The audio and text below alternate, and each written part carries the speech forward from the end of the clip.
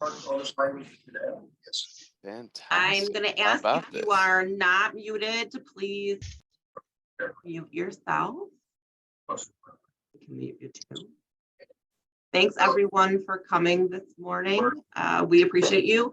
We are here with Rylan Hissong from SigniX, who's going to do a demonstration of his platform. We're going to go ahead and get started because I know everyone's time is super valuable. So I'm going to turn it right over to Rylan. Awesome. Well, hey, thank you so much for this opportunity. This is a real honor. So I'll try to make this as simple and as quick as possible. Just to kind of give you guys a good understanding of how this works, what it looks like, and just how easy it is. So obviously, first steps would be obtaining the document from the client that they're looking to get notarized. And that does have to be in an electronic format, purely because that's how you'll upload it and tag it and sign it. So first step is getting that document. You'll bring that into our system and hit create new transaction. So the first step is to add your signer's information. All you need to know about them is their name and their email address, and then how you authenticate that individual. So for this example, I'm going to have to use myself as a signer and the notary. Hopefully this can kind of be easy enough to tell the difference between the signer and the notary when I go to actually sign the document. And I am going to authenticate myself through the KBA process so that I can show you how we comply with New York State's regulations and all other state regulations. If you had personal knowledge of that individual that you're notarizing for, you can authenticate them through email only, and it will bypass the ID verification and the targeted questions based on their credit history report. But like I said before, I'm going to authenticate myself through knowledge base with ID verification. And that does give me the option to enter in their last 4 digits of their social and their date of birth here, but I don't know that information about my signer. So I'm going to ask the signer to provide that for me, and then I'm ready to add them as a signer on this transaction.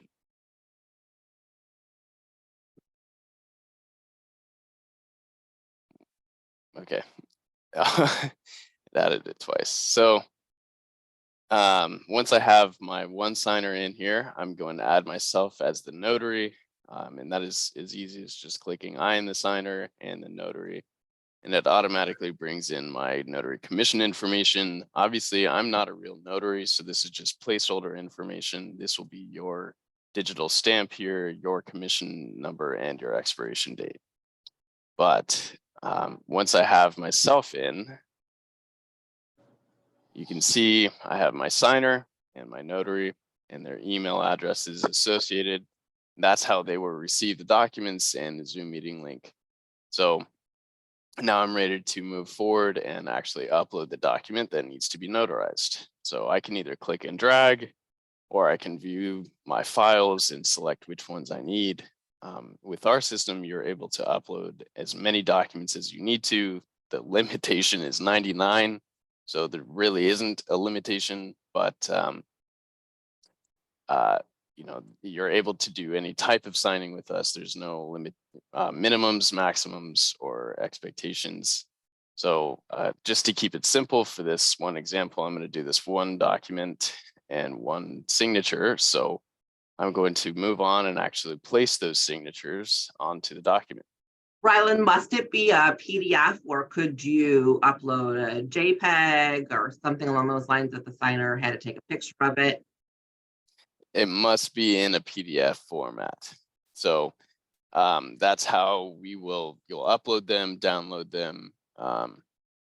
And that it does help to kind of keep it in that format, just to kind of have that baseline of formality. So up here, you can see my two signers on this transaction. And again, this is kind of where it gets confusing, because this Rylan is the signer and this Rylan is the notary.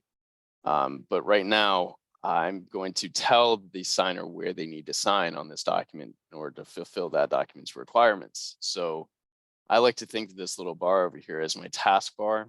whatever I click and drag from this bar will be a task that's assigned to that individual that I have selected up there. So if I click and drag a signature on, I can move the date and resize that. But now this is a task that that individual will need to complete in order to finish signing the document.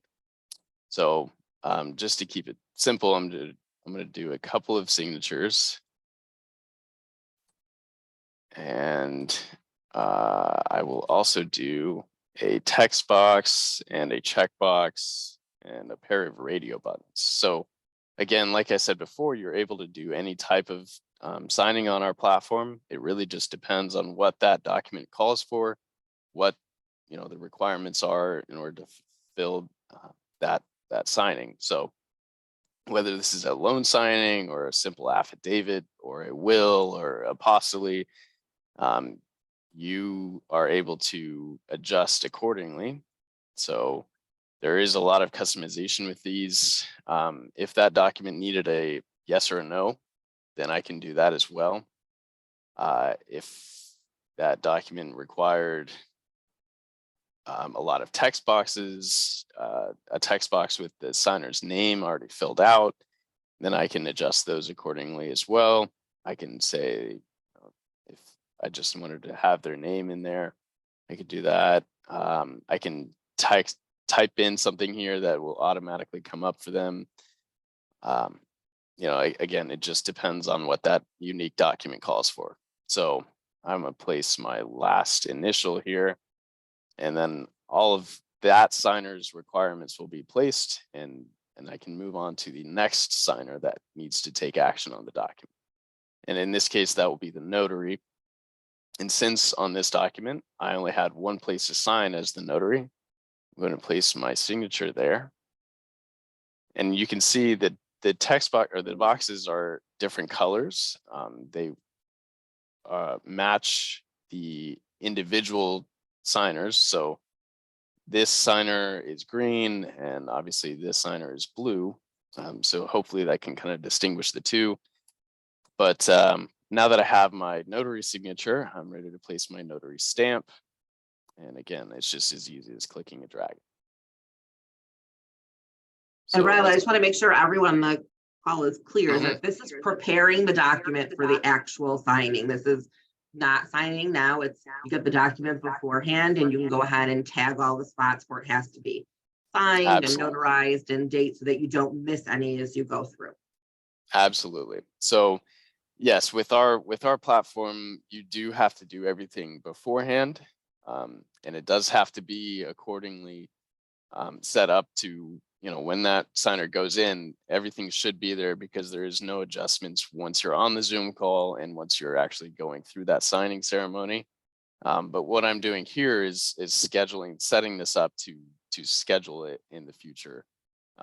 So these are just kind of placeholder signatures. It may look like the signatures are already there, but no one has taken action on the document yet. So now that I have all of that placed and ready to go for when that signer does come into the document, I'm ready to send this out. So let me title this something different. And I'm going to do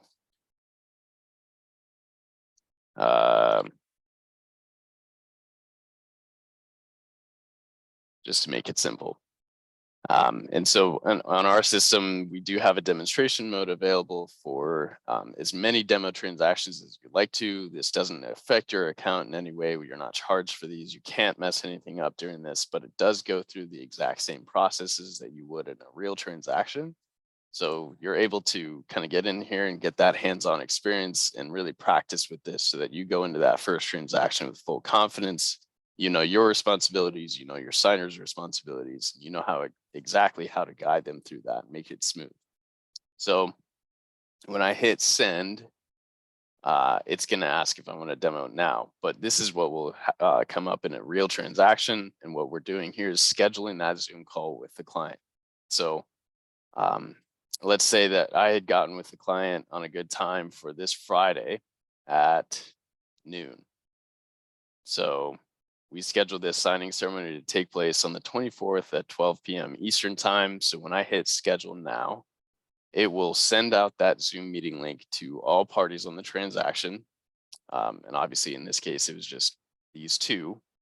So we both got the same unique Zoom meeting link, but it has not sent the documents yet. Our system will hold those documents until that signing comes time to take place. So that it is your responsibility to come back into your account, click on this transaction and hit stop email hold. And when you do click stop email hold, that will send out the actual document links. So we hold them because if they were sent at the same time that the Zoom meeting link was sent, obviously we scheduled this transaction to take place on Friday. If that signer got the documents that day, then they could go in and sign those documents without you being on the Zoom call, without you knowing, and that would nullify that actual notarization. So let me bring up my email address or email and show you what that looks like. So here's that first email with the Zoom meeting link. So now let's say that it's Friday at noon. We're ready to take place, or we're ready to get onto this Zoom call and actually kind of witness and verify that client's identity and satisfy this notarization. So since we're on a Zoom call now, I'm unable to start this one. But so we, let's say that we're on the Zoom call, we're introduce ourselves, we've confirmed with the client saying, I'm going to be notarizing your document today. And so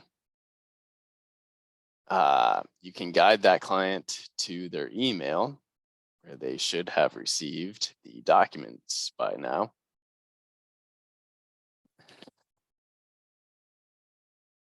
And unfortunately, my internet is kind of slow for right now. So let's check on that.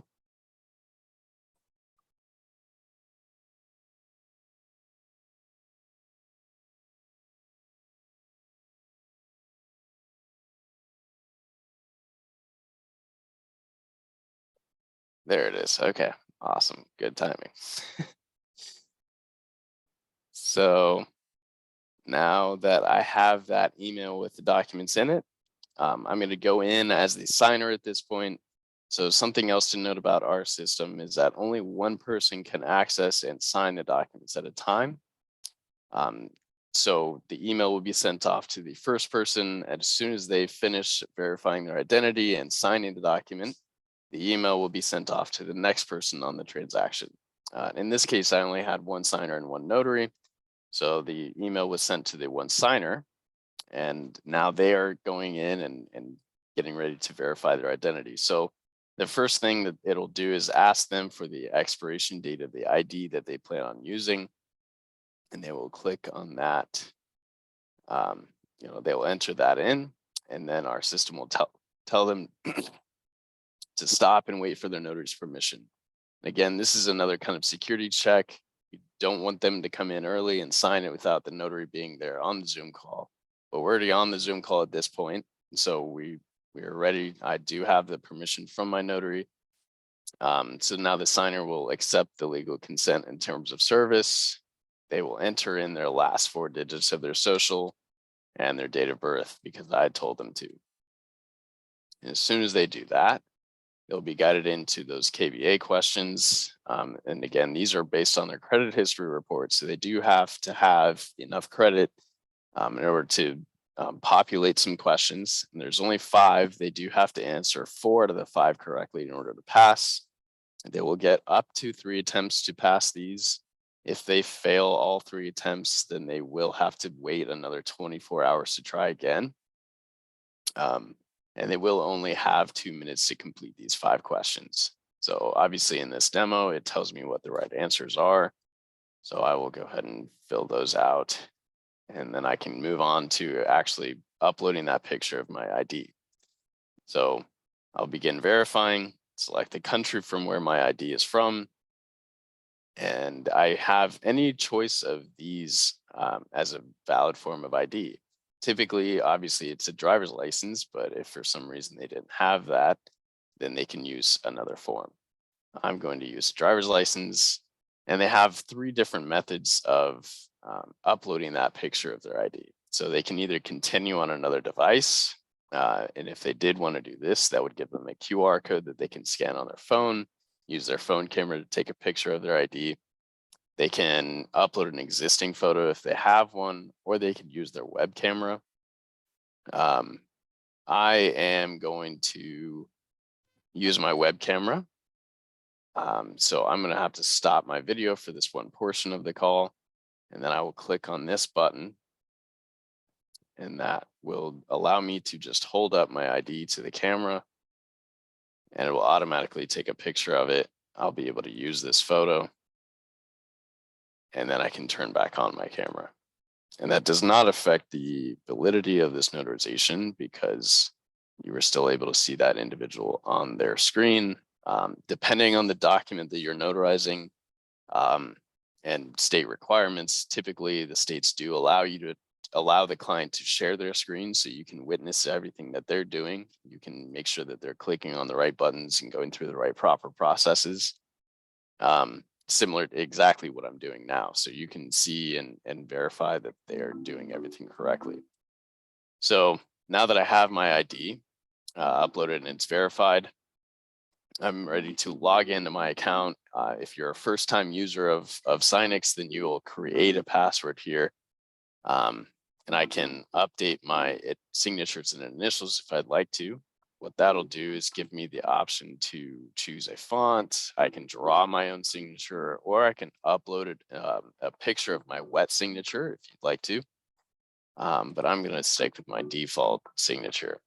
So when I hit let's go, I'll be guided into the document, and I can just click where I need to sign. So now I'm actually confirming that I sign here because the notary had set this up for me, and they've told me where I need to sign. And so once I have completed all of these required actions, I can confirm for those required actions and finish signing the document.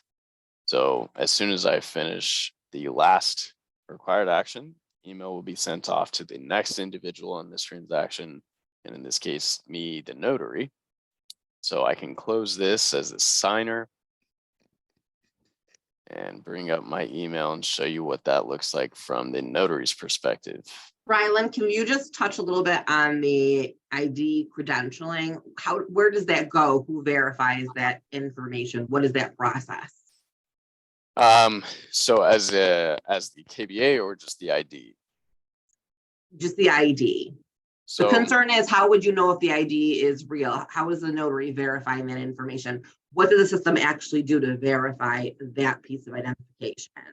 So we use a third party to verify those IDs, Persona in this case. So essentially, they are confirming that it's not a a fake ID. It has real credentials to it, and it's a valid ID. It's not expired, and it's not for someone else. So it will also, as the notary, and I'll show you this in a second, it'll show you the picture of the ID that they uploaded, and you can witness it and verify it as the notary as you would in person. Similar to exactly to if you were doing an in-person notarization, you look at the ID, verify that they match their picture and all of the information on there. Thank you. Yeah, hopefully that helps. So for some reason, my emails are coming in very slowly today.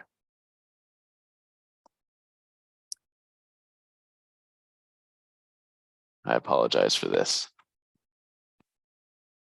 While we're waiting, Rylan, can you tell me what states SigniX is compliant in?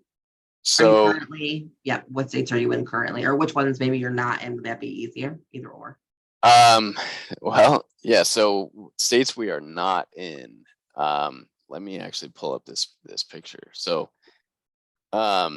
the only states that we're not currently in are the states that don't have any RON legislation for. So I thought I had one over it, but so we are in 43 of the states. Okay, so California, obviously one we're not approved in. North Carolina, South Carolina, Alabama is remote ink notarizations only. Oh, you know what? I think I have. Here we go. So Illinois does have legislation, but they have not figured out their approval process, similar to New York. Maine is, well, now that New York does have it, we are approved in Kentucky. Georgia still has no legislation for RON unless you are a lawyer, I believe. And I believe Delaware and Connecticut still are waiting on RON legislation. So I also believe that we're approved in South Dakota. So truthfully, any state that does have RON legislation, we do have approval with because of our security and because of our patents and the way that we go about this. So why is this not coming through? I should also mention that we use digital signatures in our technology, meaning that all of the legal evidence is embedded into each and every signature and document.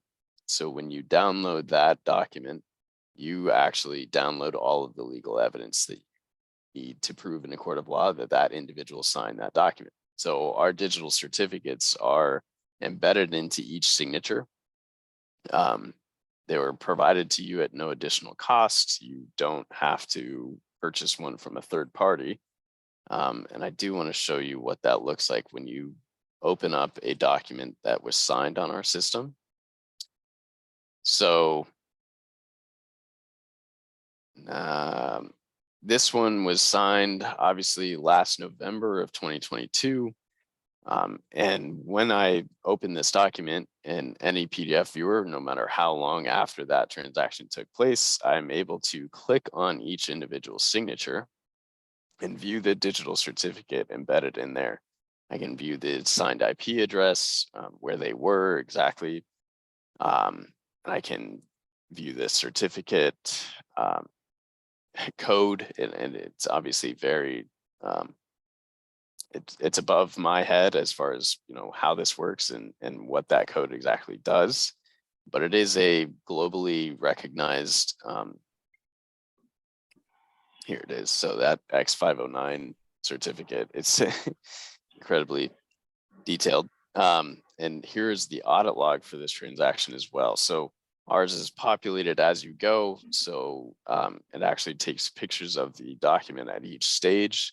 So you're able to pull up a picture of that document before they sign their signature and after they place their signature. So if I wanted to verify and show that individual what that document looked like before they did, because they came back to me and said that, oh, I thought this agreement was for 3 years or 5 years rather than 10, then I can show them that as well. And I can actually click on the initials as well. So there should be no worries as far as reaching out to us to find that legal evidence.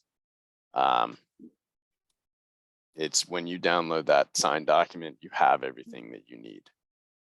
So Rylan, you supply the digital certificate. Do you supply the digital notary stamp as well, or do they need to provide that for your platform? So you are able to upload your existing stamp with us. So essentially you'll just take a picture of your wet stamp and upload that picture into our system. And that's free. You are more than welcome to purchase a digital stamp if you prefer the digital format. But yeah, you can, we don't provide them, but it is free. That's fine. And is there a time limit on each session? No. So There is no limitations or anything with that. It is unlimited. Again, we don't charge for any of that. We just have two fees. We have a yearly license fee and a transaction fee. The transaction fee is purely based on the number of stamps placed on the documents, and the license fee is what gives you access to the software. And So, is SigniX so for the notaries who are planning on using SigniX, is there a job board where signers can come out there and, you know, go through and you supply the notary with leads for that, or is it strictly just a bring your own business type of platform? so it is a bring your own business. We are structured more as a business tool, so we want to enable the notary to do everything that they need to on our platform, and we kind of just take a step back. So we do live trainings every day run by our client success team. Everyone has their own client success manager with us that does the trainings. They'll reach out to them periodically to make sure that they don't need anything additional. We also have a live customer support team that you are able to call at any time. Well, not at any time, I'm sorry. It's 9 to 5 Eastern time.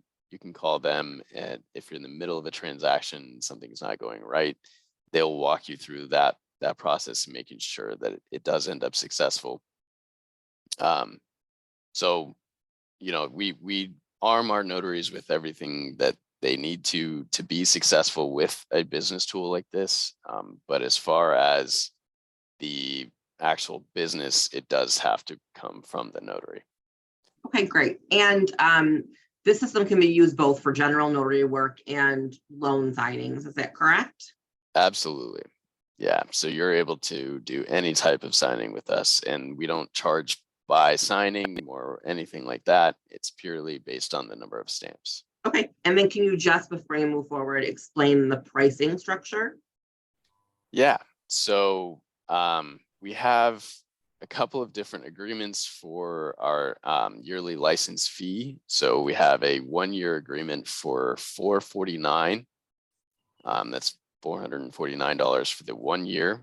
If you prefer to do our 3-year agreement, it is $299 a year for 3 years. So it's just $299 up front, and that will renew annually based on the date that you signed up first. And then the transaction fees, again, are based on the number of stamps placed on the documents. So in this example that I did today, I only placed 1 stamp on that document.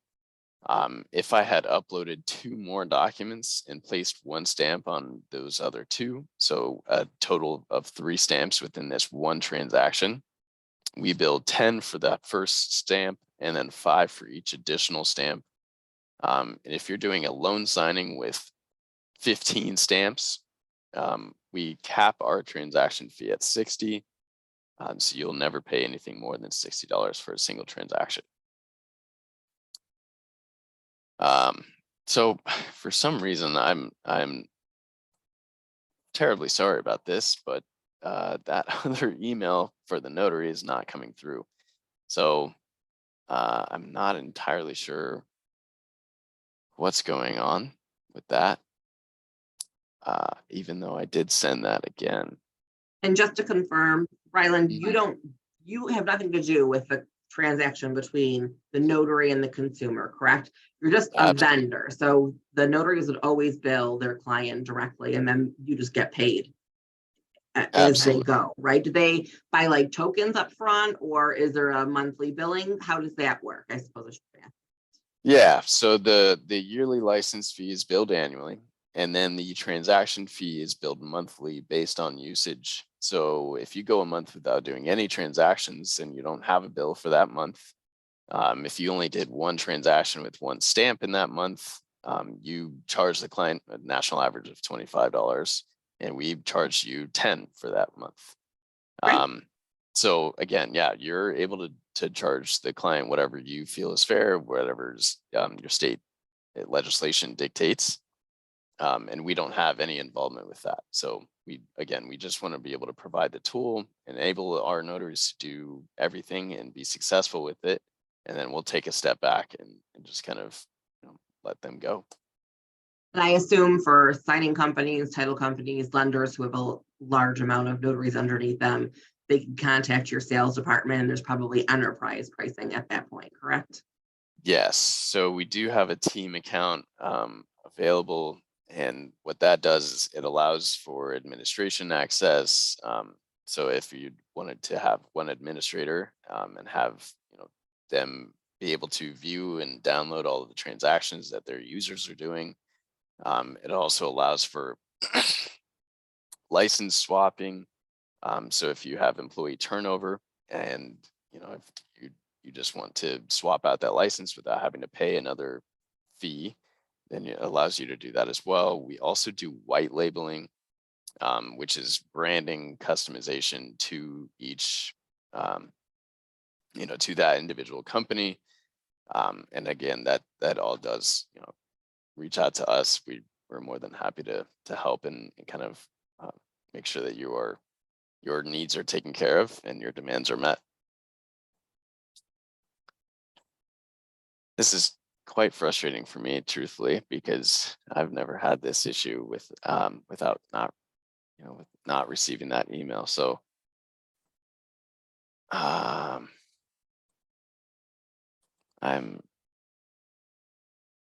genuinely not sure why, but I'm more than happy to answer any other questions if there are any.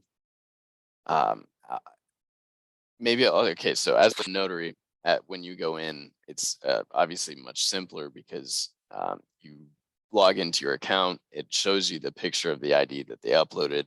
You can look at it, have them hold up the ID to the camera again, confirm, look at the two and verify it that way if you'd like to. And then you're sent into the documents. You click that one signature that I had. And as soon as you do, a box will come up and it will ask you to fill out some information, and that's going to be your e-notary journal. So you're just kind of entering in some record keeping, bookkeeping information as far as where you were, how much you charged the client, what that document signing was, whether it was a power of attorney or a loan signing or whatever it may be, and then some other additional information. And as soon as you fill out that e-notary journal, you're done with that transaction. You can end the Zoom call. As soon as you do end that Zoom call, it will go back into your account and be available for download. We store those recordings for 90 days. And after that, it will be your responsibility, depending on what state you're in, to download and store for the necessary time requirement. Let me try to find a transaction with one of those.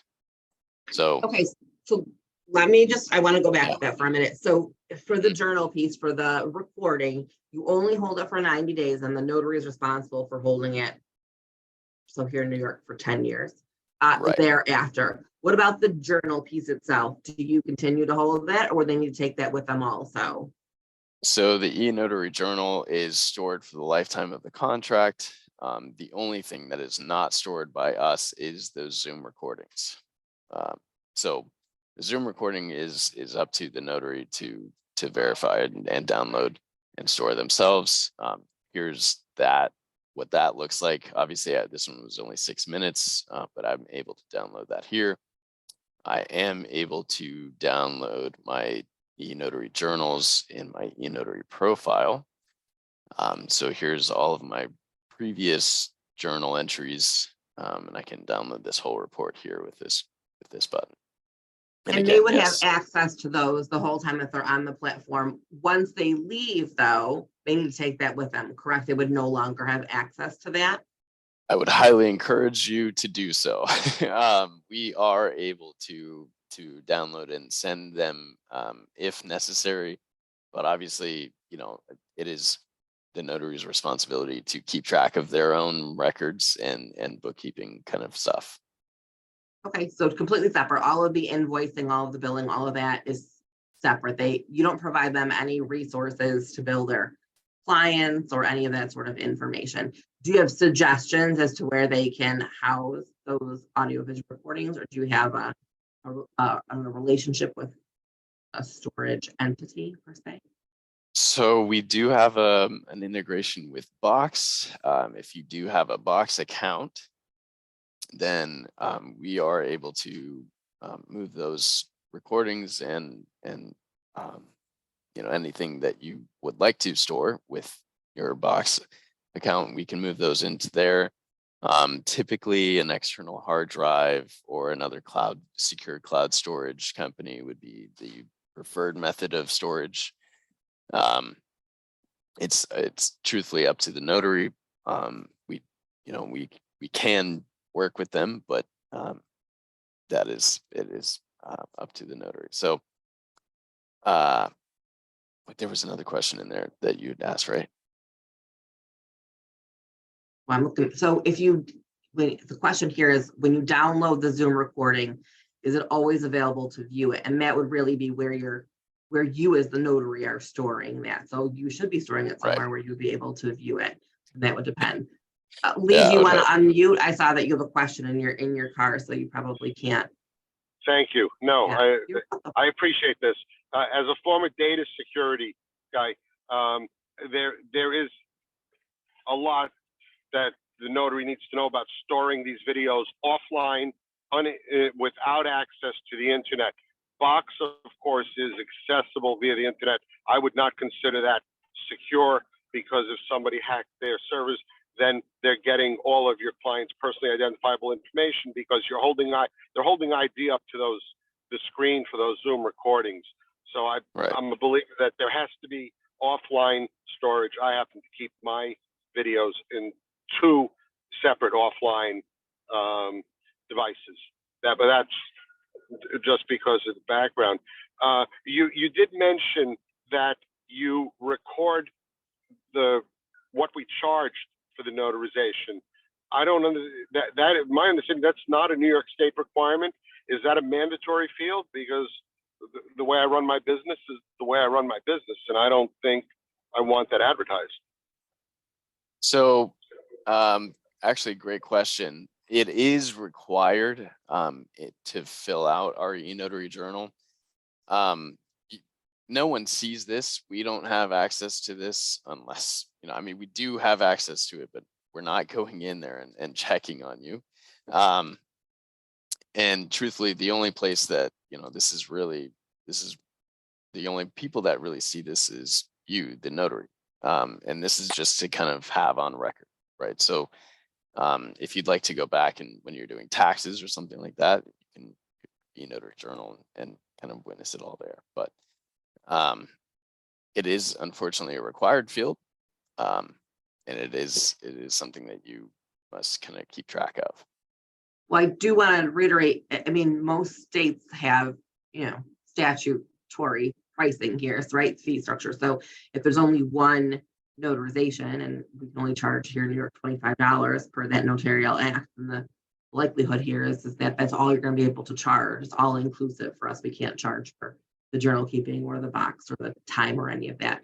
I do want to ask, though, out of curiosity, if someone were to ask for that journal entry, the Department of State or something like that, would they see all of that as well? Not that makes a difference to me, but they would have access to what you did charge when you put that fee in there, correct? So I say that in the matter of, use caution when you're putting in your fees there, that you're making sure that you are putting fees in according to your state. I do want to go back to the recording of the holding the recordings for the notaries. I do want to reiterate too that some states have requirements as to how you store, where you store, how that occurs. So like here in New York, we have to make sure that we have a backup, right? Or someone has a backup of that as well. So if you are going to hold those recordings, not only do you need to put them in one place, but you need to go someplace else to store them as well. So make sure that you're following those rules as well. Any other questions that maybe I didn't hit on that were in the chat or you want to talk about? Oh, no way. It finally came through. All right. Well, there you go. Perfect timing. All right. Well, okay. I'll go ahead and show you this. Oh, I didn't log out here.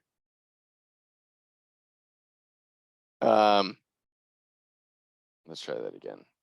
So our system doesn't like to run on multiple tabs, obviously, because of our security, and it can't do that. So now I'm going in as a notary. And again, this is very simple and very quick, because all I have to do is log in.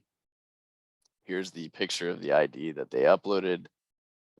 If you had to fail it, it would cancel the transaction right then and there. I'm going to pass this, obviously, because I know that it's legit. And then I'm guided into that document. And then since I only had one place to sign, I will click. Here's that e-notary journal. So actually, yes, it is required. I thought so. So I'm going to enter in some of that information about, what took place, how that all happened, anything I want to keep note of. In this miscellaneous tab, you're able to put whatever you'd like to, really. Just kind of depends on if you wanted to keep track of something that took place during this transaction. I like to place however many stamps I put onto the document. When I hit let's go and finish, now this will be a completed transaction by all parties, the signer and the notary. And all of that information will be back into my account. So here's that transaction that was completed moments ago. If I had multiple documents within that transaction, I'm able to download them all right here with this one click. And that would download the auto log as well with the documents. And Ryland, once it's completed, does the signer automatically get a completed notarized document, or do we need to forward to them?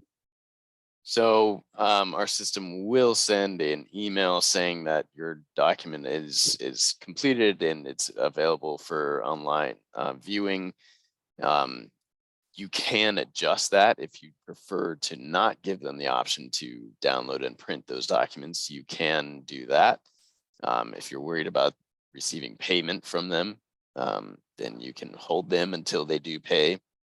Typically, I do suggest to just send them back that document yourself, so that you've done everything that you can to satisfy and fulfill their requirements. But it will send them an email as well. Great. And then what hours and time zones is support available? Is that by phone or chat or email? How would we access that information? So our customer support team is live. You can call them, you can email them, you can put in a ticket, you can chat with them, but it is 9 to 5 Eastern time. If you'd like any additional training, you can reach out to your client success manager as well. And again, we are 9 to 5 Eastern time. So you can do a one-on-one training, you can do advanced trainings with us. We're more than happy to help. We're very hands-on with our clients. And I truthfully think that is what differentiates us from the rest of our competition. It's just how focused we are on our clients' success. And then in terms of the signer, they can utilize a computer, a tablet, their phone, is that correct? But for the notary, we saw there's a little bit of work here. I suggested that we use an actual computer. How hard would this be, or is it even possible to do on a tablet or a cell phone? Good question. Since you access our software through a website, essentially, it's a cloud-based software. You are able to do it on any device. Obviously, since you have to be on the Zoom call and you have to be sharing your face, it is easier on other devices, but you can do it on any device. So if you'd like to do it on your phone, you can. You're more than welcome to, but I do suggest at least a tablet or a laptop. Great. Or desktop. Does anyone have any questions? You can unmute and ask if you'd like. I'm not going to hold you to the chat here. Certainly jump in at any time. I know there's a lot of questions about Ron and finding clients, and the reality is that that's not really in the purview of what Kylan's talking about today. But this is really truly you building your business, right? You marketing, you going out and finding your clients. That's for the most part what remote online notarization is currently. It's not really a real estate platform per se. We're not in that space 100% yet. So it's really about general notary work and bringing your own people to the platform. So I do want to bring up one thing about that is that we are working on, it should be available within the next week, a marketing toolkit for our notaries, which will consist of just some marketing collateral, maybe some social media posts, some brochures, some videos. You are free to use at your free, however you'd like to market yourself as a business. We're trying to enable you guys to be successful with this, and to find the more signings and to really grow your businesses. We want to be a part of that. We want to be a part of that success with you. So we will be launching that here pretty soon to enable you guys to do so. A question about invoicing. If this is a question about invoicing from SigniX, they will yearly, there's that yearly fee, and then they'll invoice you monthly for your usage, the transaction fee. And if you're talking about invoicing your clients, that's a whole separate transaction that's between you and your signer. SigniX doesn't have anything to do with that at the moment. So you invoice your client directly, you collect the fee from them. That would be separate altogether from what you do with SigniX. They are a true vendor platform. Would be like if you had a copier and you had to pay for, copies, or you pay your phone bill, I guess is sort of that kind of thing. So separate. You'll need to determine how you're going to have your clients pay, whether you set up some sort of, credit card system or Venmo or PayPal. And that is typically what a lot of our notaries do, is something like PayPal or Zelle or a Venmo or something like that. Good to know. Other questions that we didn't touch on, or questions that you have for Rylan about the platform, or something that you need to look at and see? There is no additional charge, Rylan, correct, for holding the journal and that audiovisual recording for the 90 days. That's all inclusive of that transaction fee. Right. We will not nickel and dime you. The only fees that we have are the yearly license fee and the transaction fee. Everything else is included, no additional cost. Perfect. Including the training and support. All right, last call for questions, concerns, comments. Okay.